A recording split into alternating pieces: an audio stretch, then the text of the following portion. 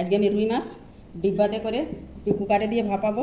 তার জন্য নিয়েছি রুই মাছ নিয়েছি, লঙ্কা নিয়েছি, জিরা নিয়েছি, আদা রসুন নিয়েছি। এখন মশলাগুলো ভালো করে পিষে নেব। মশলাটা ভালো করে পিষে নিয়েছি। এবার মশলা মাছে মাখিয়ে নেব। হলুদ দিয়ে দিলাম,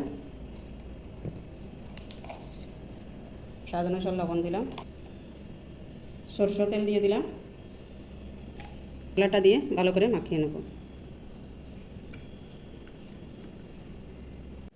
মশলাটা ভালো করে মাখানো হয়ে গেছে, এবার ডাব্বাতে দিয়ে দেবো।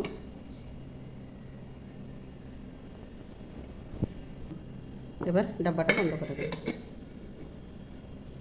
এবার কুকারে চাউল ধুয়ে রেখেছি, চাউলের ভিতরে দিয়ে দেবো। ঢাকনটা লাগিয়ে 2 সিটি মেরে নেব। কুকারে 2 সিটি লাগিয়ে নিয়েছি, এখন বের করে নেব ডাব্বাটা।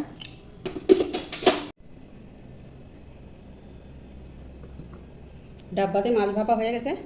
আমার ভিডিওটা যদি ভালো লেগে থাকে লাইক করবেন, শেয়ার করবেন, সাবস্ক্রাইব করবেন। নমস্কার।